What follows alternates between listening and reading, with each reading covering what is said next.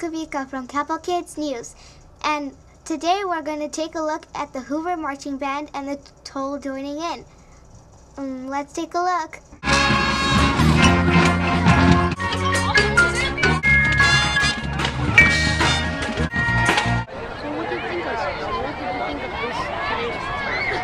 I thought it was wonderful, the energy from the kids.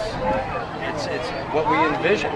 We want them to be excited about what we do here up at Hoover High School, and I want them to be a part of this. And I told the band, and I promised Toll, if we get to 100 people, I'll shave my head. Thank you. You're welcome.